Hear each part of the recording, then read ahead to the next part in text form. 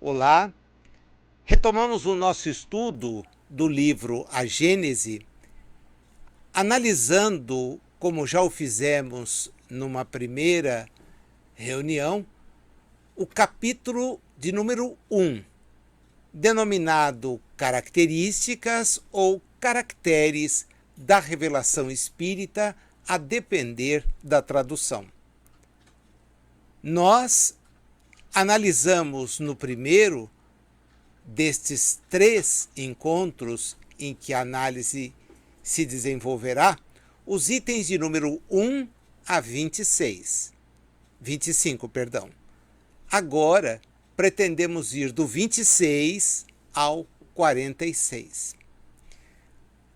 Retomo aquela advertência feita no encontro anterior, para que você veja as questões que Kardec apresenta quando, no item 1 deste mesmo capítulo, diz o que busca atingir ao longo das exposições. E faço isso para que haja um norte. Nós fracionamos o estudo, mas não podemos perder o norte. Logo na abertura deste segundo bloco, ele retoma uma advertência de Jesus que aparece em 2 textos dos evangelistas. Também já falamos aqui a respeito de como e a razão pela qual os evangelhos foram escritos. E fica muito evidente que ambos os que escreveram chamam a atenção para este anúncio, para essa predição. Está em João, assim como está em Mateus, o seguinte: muitas das coisas que vos digo ainda não as compreendeis, e muitas outras teria a dizer que não compreenderíeis. Por isso é que vos falo por parábolas.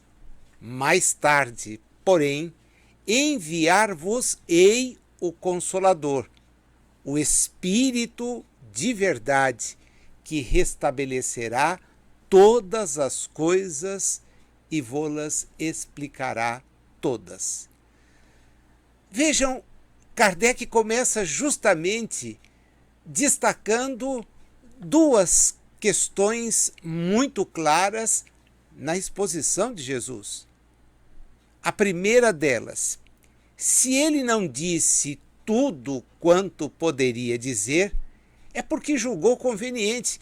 Não havia condições materiais para a compreensão. A linguagem figurada, dado não ser possível anotações, não ser o acesso à escrita algo comum, isso tinha uma razão de ser. O tempo não era o adequado.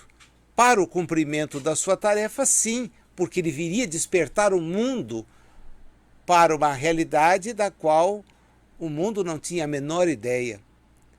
Ele veio nos trazer e vivenciar o amor, que ainda anda distante da nossa prática diuturna.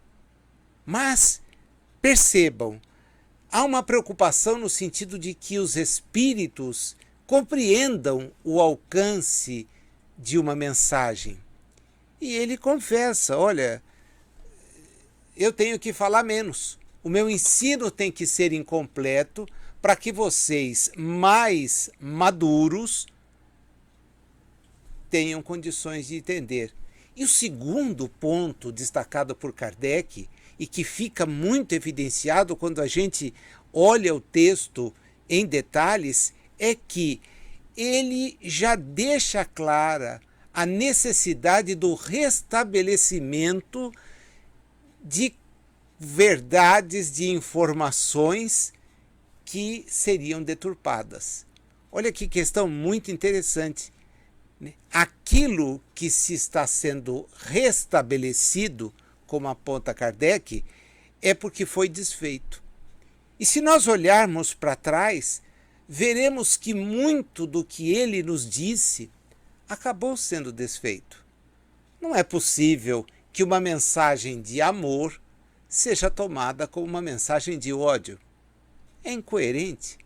Ele nos recomenda oferecer uma face a quem esbofeteia a outra. Oferecer a outra a quem nos esbofeteia uma face. E qual o sentido de termos perseguições de natureza religiosa?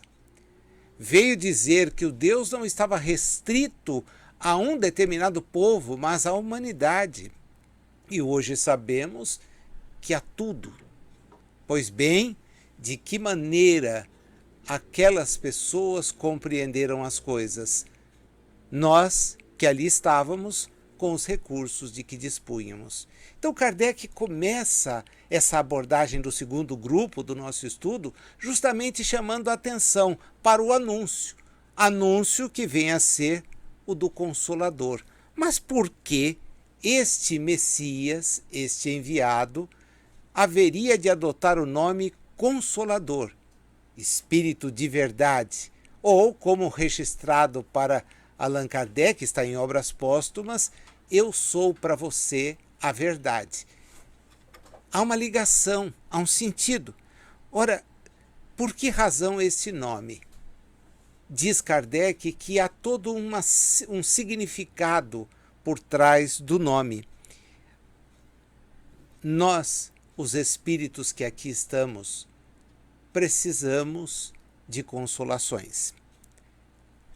Aquelas ofertadas por Jesus são repetidas e, no entanto, não são praticadas. Há até mesmo violência ao praticá-las, o que é um contrassenso.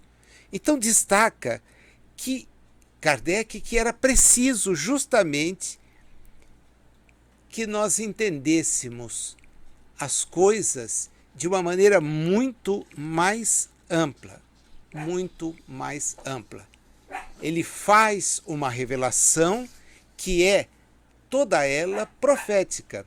Mais adiante, aqui mesmo, em nosso estudo, nós veremos a questão das predições e estudaremos a importância que tais informes têm, notadamente quando são ofertados por espíritos da envergadura de Jesus, que nos descortinam, nos acalentam, nos informam a respeito de dificuldades. Então, o consolar tem a ver com as aflições.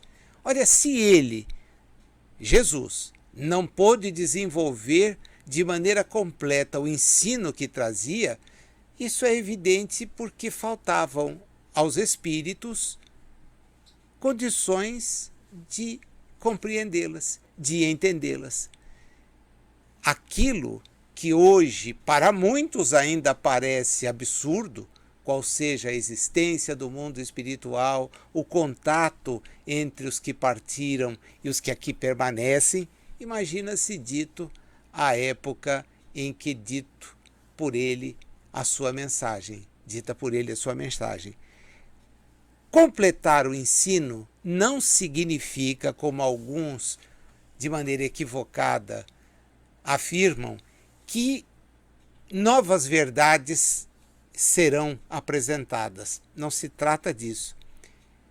O que se trata é de desenvolver o que no seu ensino estava como um germe, como uma pista.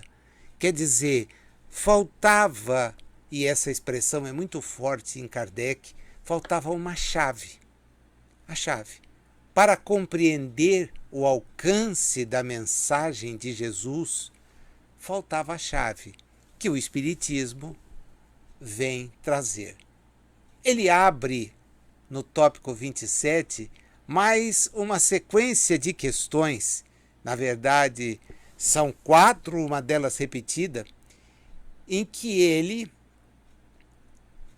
se questiona, e a nós, quem toma a liberdade de explicar escrituras que são havidas como sagradas?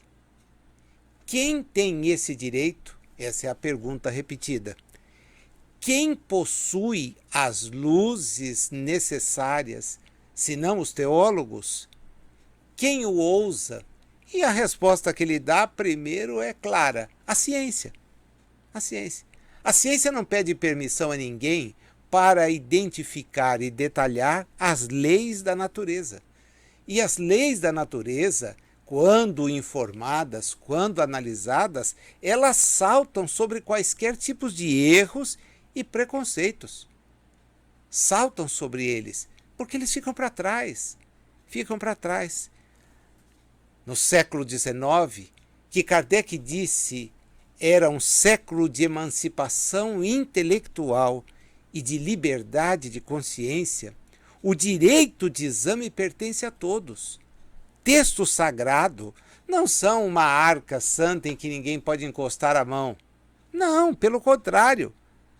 As luzes que a ciência traz, que o raciocínio permite desenvolver, ela ajuda a compreensão de um número muito maior de situações. E diz ele, olha, quem imagina que os antigos eram detentores de conhecimento, a ponto de só a eles ser reservada essa análise, precisa prestar atenção, porque os teólogos condenaram o movimento da Terra. Entendiam que esta era uma informação absurda e que quem a proferia não podia ser levado a sério. Deveria responder com a sua própria existência diante da heresia que praticava. Mas nós não temos hoje ainda discussões que colocam em dúvida os próprios períodos de formação da Terra.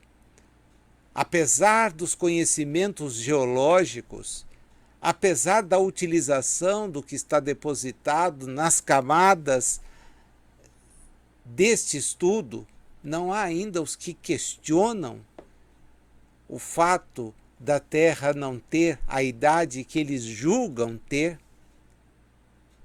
Os homens, os espíritos que aqui estamos, só conseguem desenvolver análises com as informações que detêm.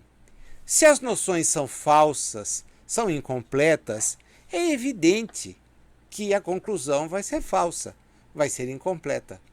Quanto mais avança a ciência, descortinando a natureza, melhor fica para os nossos estudos compreender as informações assim. Outro detalhe, via de regra, aqueles que demonstram muito boa fé no exercício dessa atividade de tentar entender a Deus e quem somos, de onde viemos, para onde vamos, se equivocam quando interpretam algumas passagens do Evangelho. E o fazem porque querem reforçar ideias preconcebidas. Não querem descobrir ideias novas, mas se apegam àquelas ideias que têm e, persistindo naqueles pontos de vista, fazem com que as interpretações, as eventuais ilações do texto só apontem para uma direção. Mas a gente diz, mas não é bem isso que está aqui. Não, é isto sim, e ponto final. Não se está mais o diante do crê ou morre. Entretanto, a ideia de que aquilo que eu interpreto é o correto e o que você faz não tem valor algum, isso é muito forte. Kardec insiste, por muito instruídos que fossem esses construtores do raciocínio, não podiam compreender causas que dependem de leis que eles não tinham ainda conhecimento. Mas quem vai julgar isso? quando se mostrar contraditório, fora do campo da teologia. E aí a saída de Kardec é brilhante. Três são os pontos que ele nos manda parar e pensar. O futuro. O futuro põe as coisas no seu lugar. Segundo, a lógica. Porque o raciocínio ilógico, ele cai, ele não sobrevive. E terceiro, o que eu acho o mais importante dos três, o bom senso. Os homens, diz ele, cada vez mais esclarecidos, à medida que novos fatos e novas leis se forem revelando, saberão separar os sistemas que são utopia. Aquilo que é real daquilo que é utópico. A ciência tornou conhecida inúmeras leis. O Espiritismo traz outras. E todas elas são indispensáveis à inteligência, à exata compreensão daqueles textos que são havidos como sagrados pelas religiões.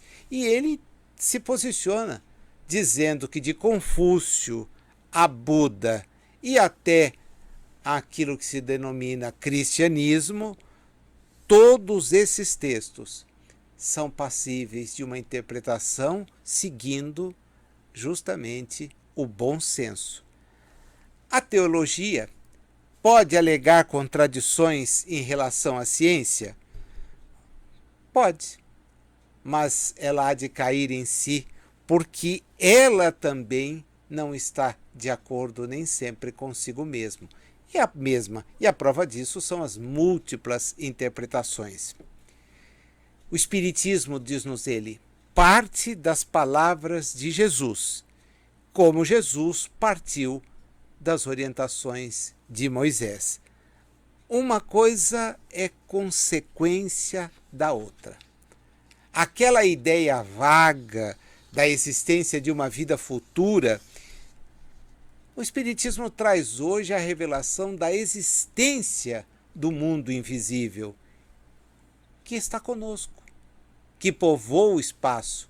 E com isso, precisa a crença, dá-lhe um corpo, uma consistência, uma realidade, a ideia. Ele define os laços que unem a alma ao corpo e levanta o véu que impedia ao homem entender o nascimento e também a morte. Pelo Espiritismo, mais do que sob qualquer outra ótica, nós sabemos de onde viemos, para onde vamos, por que é que aqui estamos, qual a razão dos sofrimentos temporários que enfrentamos, descobrindo que aí age a justiça divina. Descobrimos nós que a alma progride incessantemente. E isso não se dá numa única existência, mas nas existências sucessivas, até que possamos atingir um tal grau de aperfeiçoamento que tenhamos condições de nos aproximar de Deus. O Espiritismo deixa evidente que todas as almas têm um mesmo ponto de origem, são criadas iguais, com idêntica aptidão para progredir, exatamente porque têm um livre-arbítrio. Todas são da mesma essência. Não há entre elas qualquer diferença, exceto quanto ao progresso que fizeram. Todas têm o mesmo destino, todas alcançarão determinada meta, mas isso vai depender do trabalho e da boa vontade com que agirem. Umas chegarão mais rápido, outras se demorarão, mas todas são dirigidas para o objetivo só.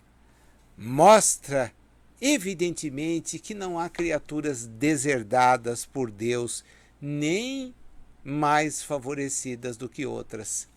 Deus A ninguém criou com privilégios e dispensado do trabalho imposto às outras para progredirem. Aqui há um conflito enorme. Quantas vezes, até no âmbito de colocações espíritas, observamos pessoas, encarnadas ou não, dizendo que Jesus constitui uma exceção à regra e PPP. É um raciocínio ainda apegado a informações limitadas. Também Jesus progrediu. Na Terra, evidentemente que não. Ele estava, como revela Emmanuel em A Caminho da Luz, entre aqueles que organizaram a constituição do planeta, mas não houvera sido dispensado ele próprio de cumprir a sua jornada. E isto fica evidente na medida em que ele compreende as nossas dificuldades e nos convida a não pisar na bola, a agir no sentido de melhorar a nossa própria postura. Insiste Kardec que não há seres, como o Espiritismo nos revela, perpetuamente voltados para o mal, afastados da ideia de progredir. Não existem esses seres incumbidos apenas de provocar o sofrimento, mas eles existem, não perpetuamente. Que aqueles que são designados pelos nomes de demônio são espíritos ainda atrasados, imperfeitos, que praticam o mal no espaço, assim como praticavam quando estavam na Terra. Mas, aí está o consolo, eles se aperfeiçoarão, eles vencerão esta realidade que é uma realidade momentaneamente diversa e adversa.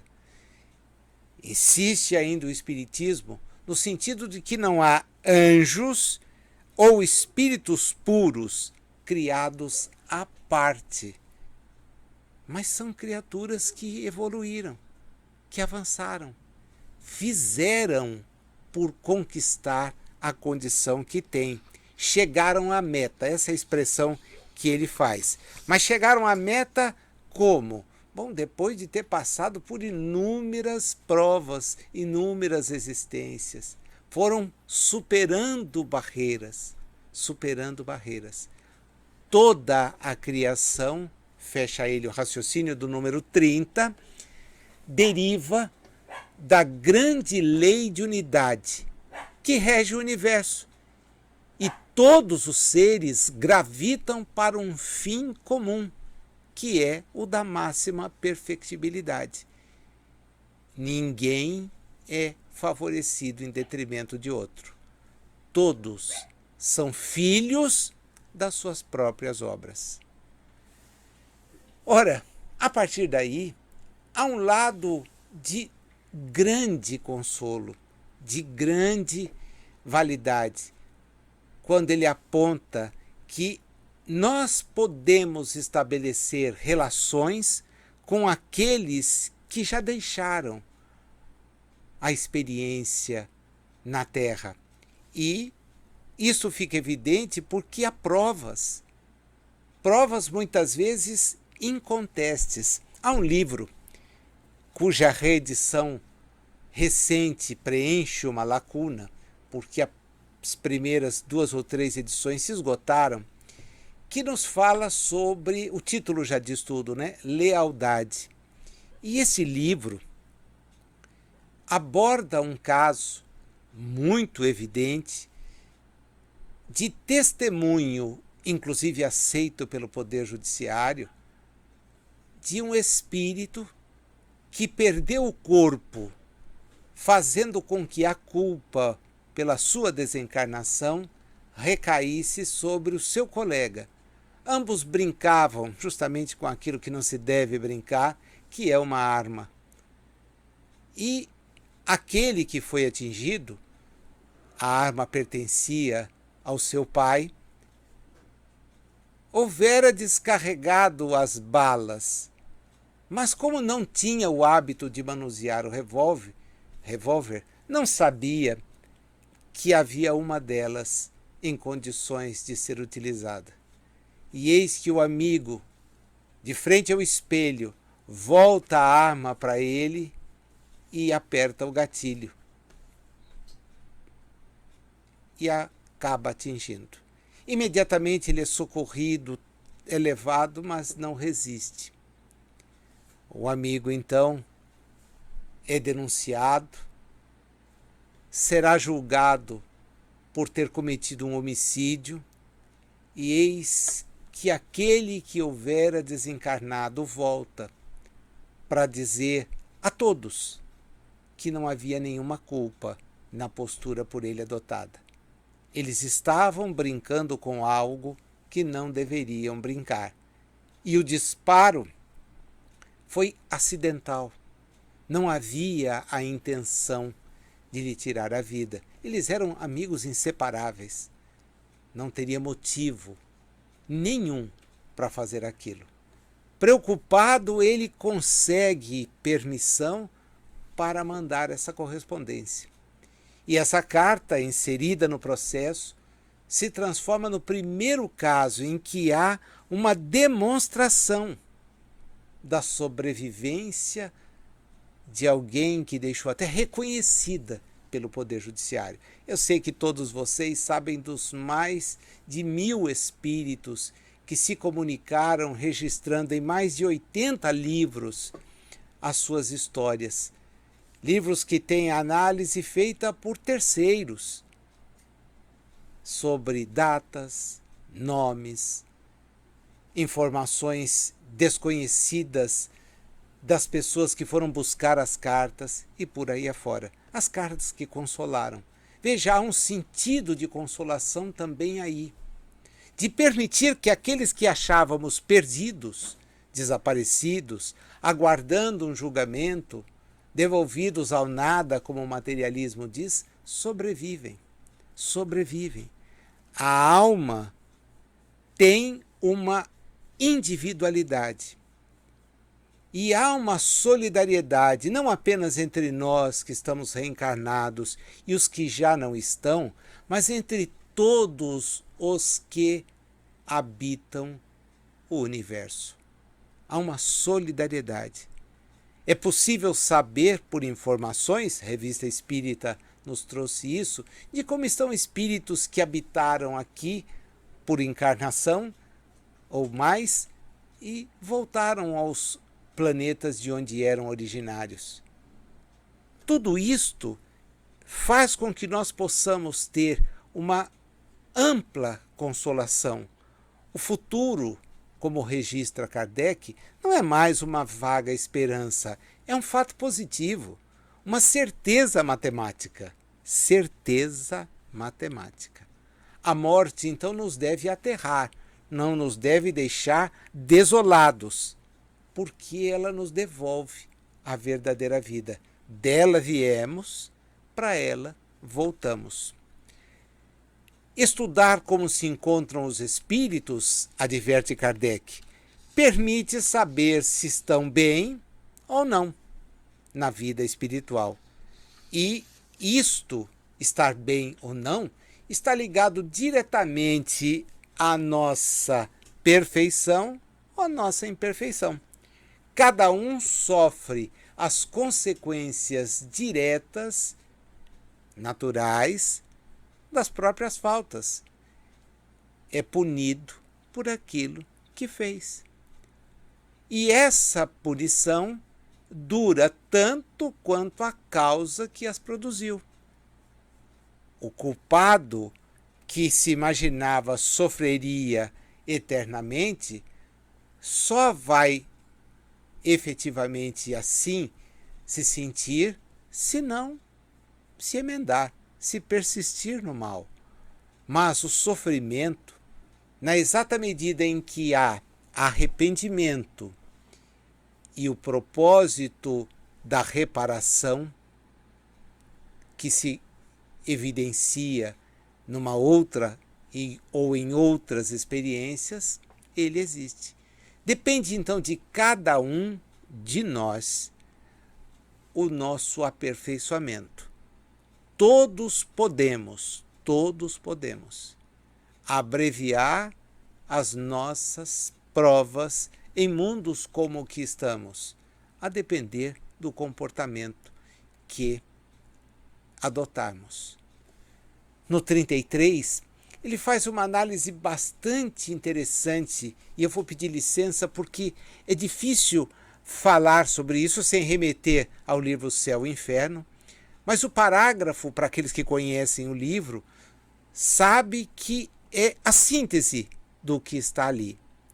Se a razão repele como incompatível com a bondade de Deus a ideia de penas irremissíveis, perpétuas e absolutas, muitas vezes infligidas por uma única falta, a dos suplícios do inferno, que não podem ser minorados nem sequer pelo arrependimento mais ardente e mais sincero, a mesma razão se inclina diante de uma justiça que seja distributiva e imparcial e que tudo leve em conta.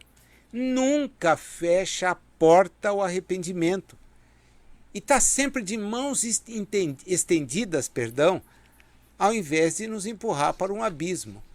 É muita bobagem insistir nesse tipo de crença. É contradizer aquilo que Jesus veio nos falar a respeito de Deus, que nos compreende, porém é justo. A pluralidade das existências, é o outro tópico que ele chama a atenção agora, foi estabelecida no texto do próprio Evangelho, sem que fosse ali completamente definida. Não havia condições de fazer isso. Agora, o Espiritismo não apenas enuncia, como vem encontrar demonstrações evidentes. E com isso nós encontramos algumas explicações que não são oferecidas. Por exemplo, as anomalias que uma experiência encarnatória apresenta, as diferentes posições sociais ocupadas pelos espíritos em cada jornada, as mortes prematuras.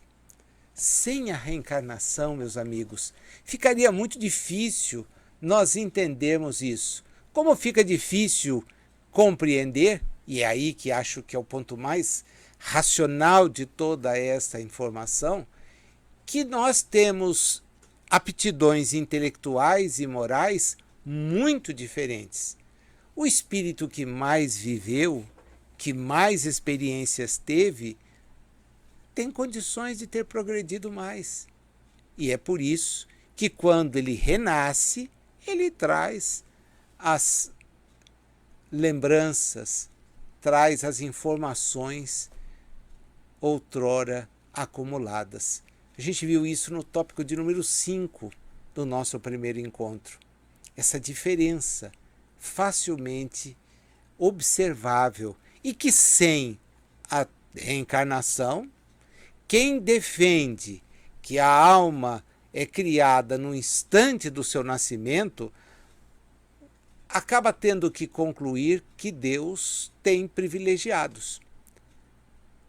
Nós somos, então, todos estranhos uns aos outros, porque nada nos liga. Os laços de família são eminentemente carnais, e nós sabemos que os laços carnais não são os definitivos. Não há solidariedade entre o nosso passado, porque ninguém existia. E com a doutrina do nada após a morte, todas as relações cessam quando acaba a existência. Os seres humanos, então, não são solidários no futuro. Ora, a reencarnação deixa evidente a solidariedade com o passado e com o futuro. As relações se perpetuam, tanto no mundo espiritual como nas existências que vamos tendo.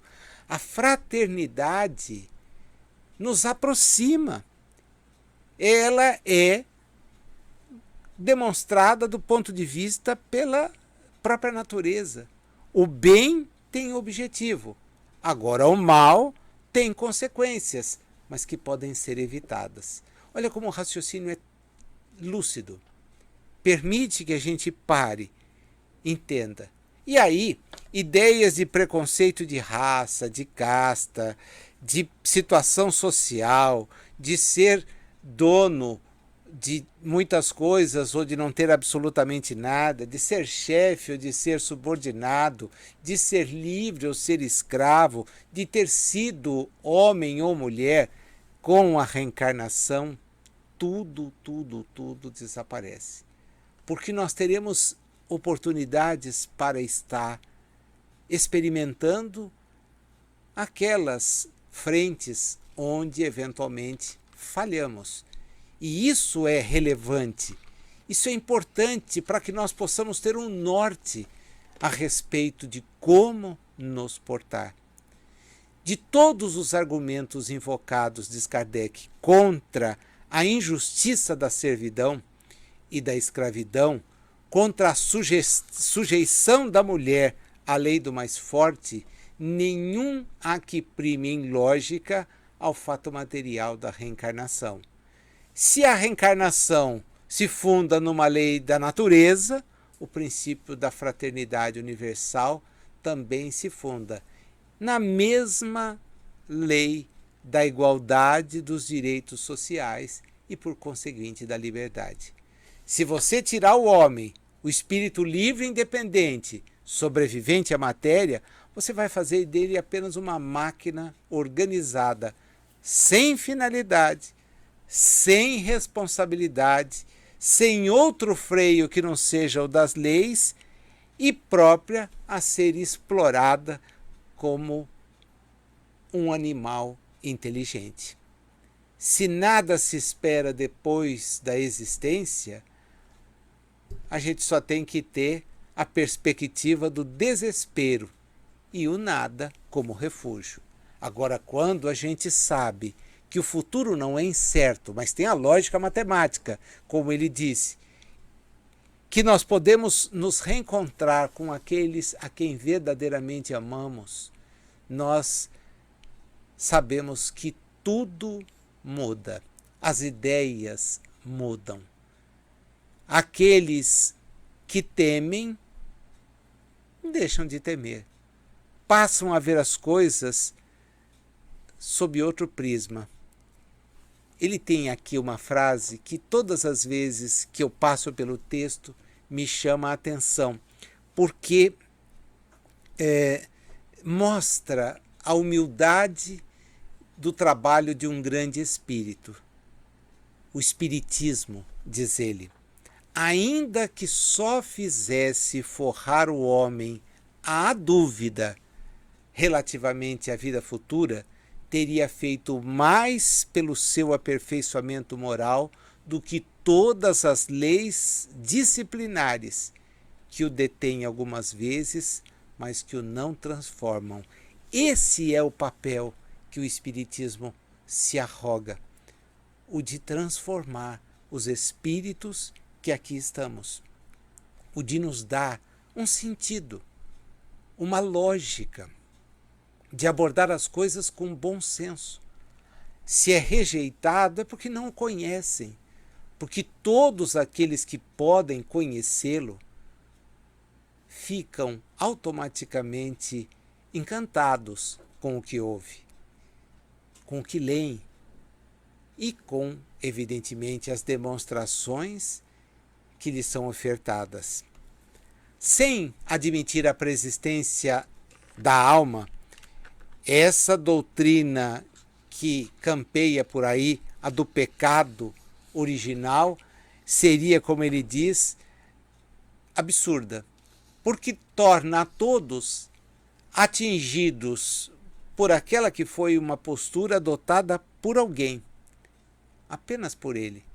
Seria um contrassenso e tanto menos justificável quando, segundo essa doutrina, a alma não existia na época a que se pretende fazer que que a sua responsabilidade remonte. Quer dizer, eu não existia lá, por que eu vou responder?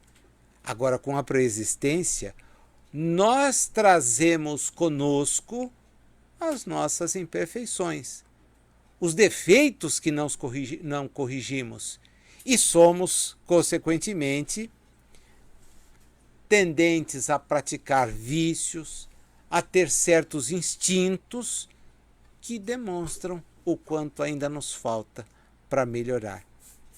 Diz ele, numa construção muito interessante, que o pecado original é realmente esse, né?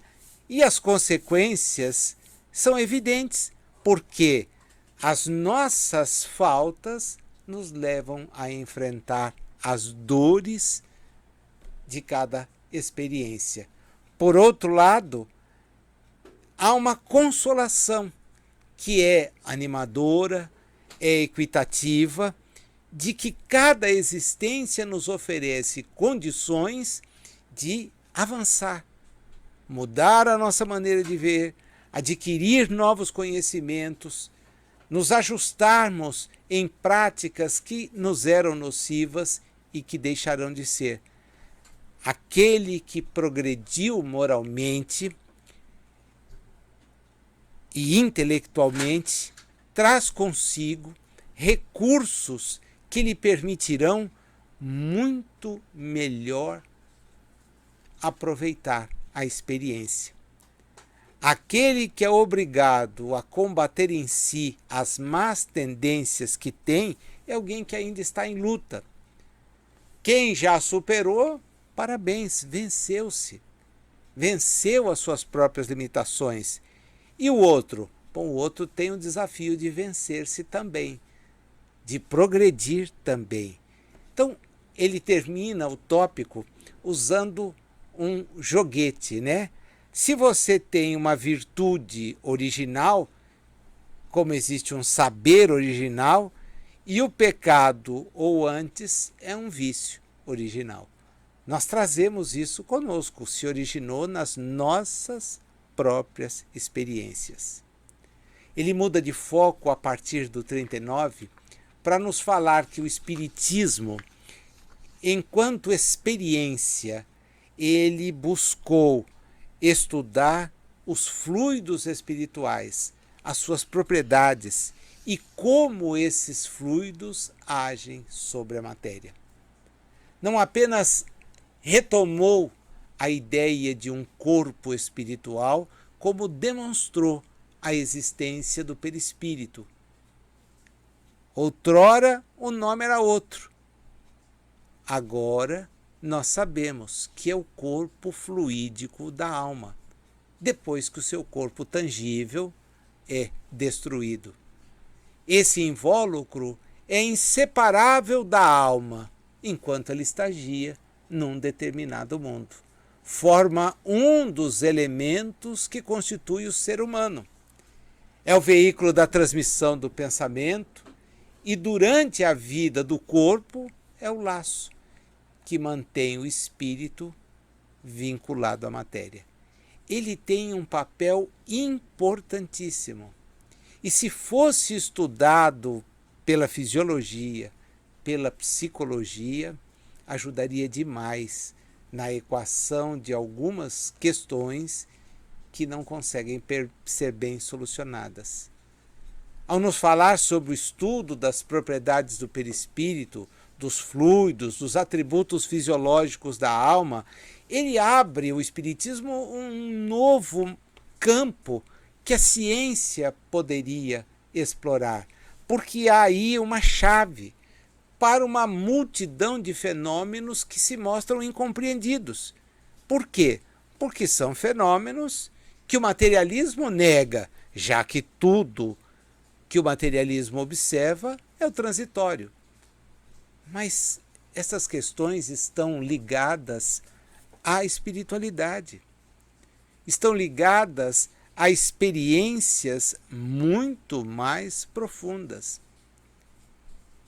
E ele então destaca, olha, explique a vista dupla, a visão à distância, o sonambulismo natural ou artificial. Explique os efeitos psíquicos da catalepsia, da letargia, da presciência, dos pressentimentos, das aparições, das transfigurações, da transmissão do pensamento, da fascinação, das curas instantâneas, das obsessões, das possessões e por aí afora, sem a presença do estudo sério do perispírito, nada disso se faz possível. E aí você vai ter então ou a ligação de que o que acontece está vinculado ao maravilhoso, ao sobrenatural e, consequentemente, das superstições. Mas não é isso que ocorre. Não é isso que ocorre mesmo. A informação transmitida pelo Espiritismo dá uma releitura de tais fenômenos, compreensível por si só. O Espiritismo não objetiva negar ou destruir o Evangelho. É um ponto que ele vai insistir bastante. É uma profissão de fé na validade daquilo que o Espiritismo trouxe para o espírito que jornadeia na Terra. Ele vem, na verdade, confirmar, explicar e desenvolver, pelo conhecimento das novas leis da natureza, aquilo que Jesus disse e que Jesus fez. Elucida alguns pontos que são completamente obscuros, de maneira tal que aquilo que parecia ininteligível quando lido se torna facilmente compreensível. O que era inadmissível agora passa a ser compreendido, admitido sem dificuldade. Favorece uma visão melhor,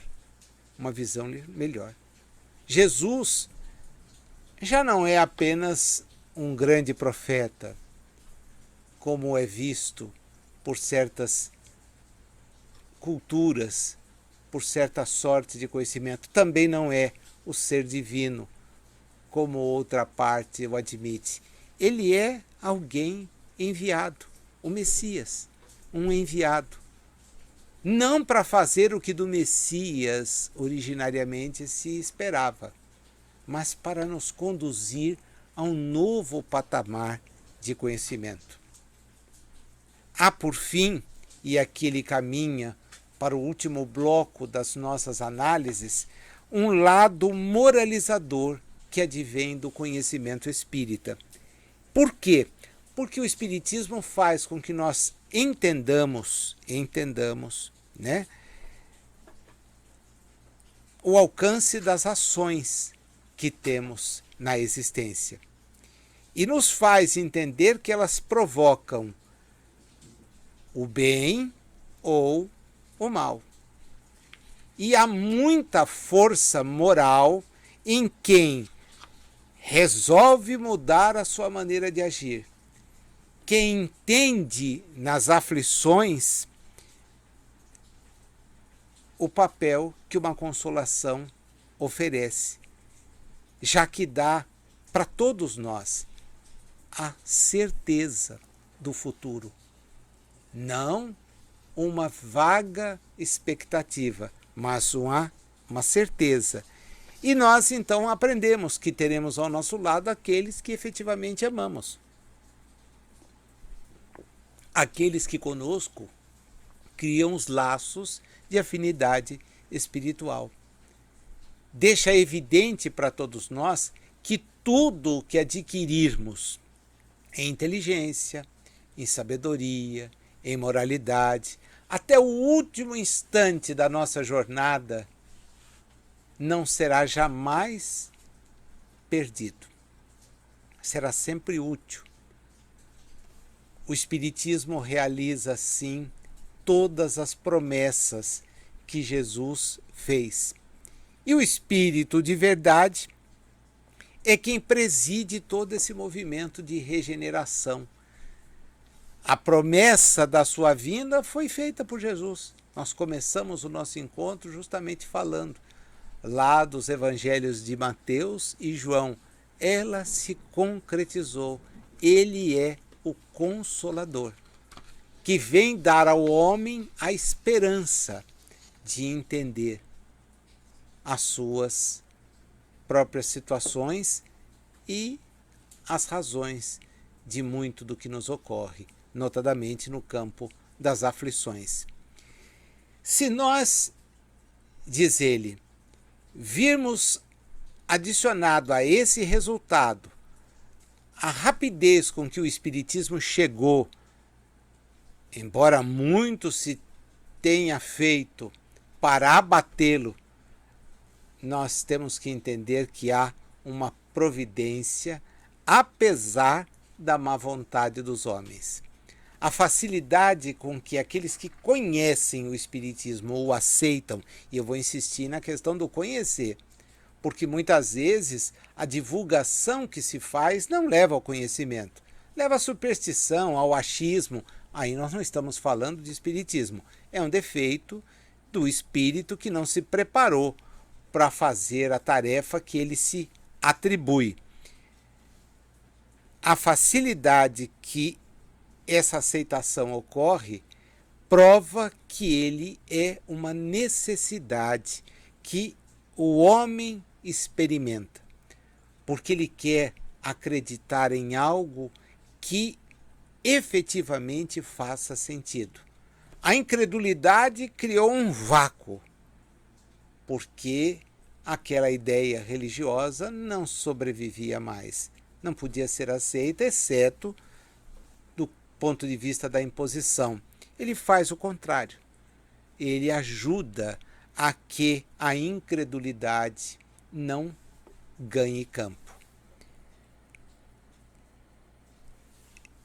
No 44, ele nos mostra claramente que os aflitos, que somos em grande número, somos consolados pelo conhecimento que o Espiritismo nos traz.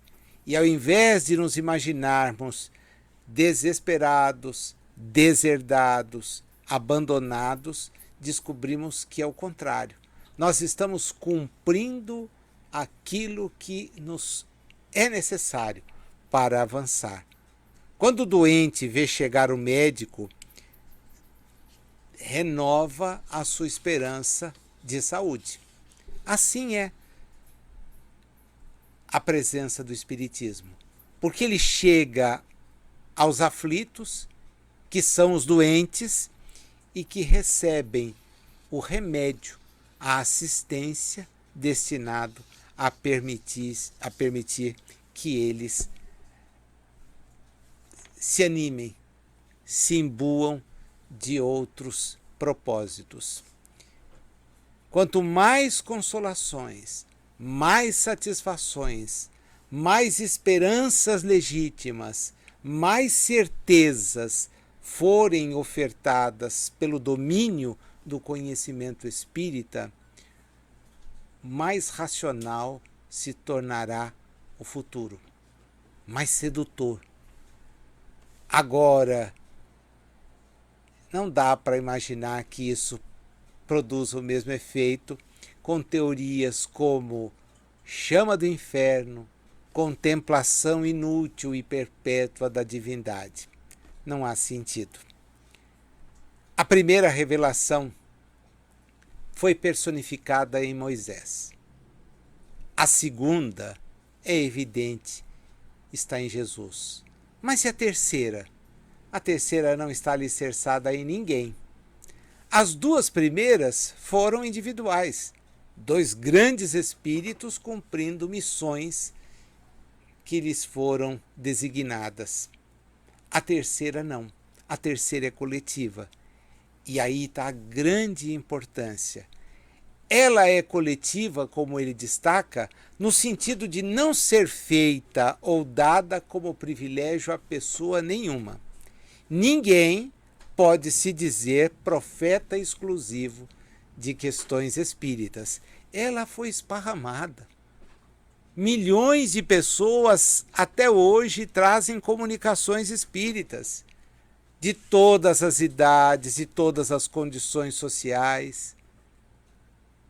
E isso estava dito na palavra de Lucas, no livro dos Atos dos Apóstolos.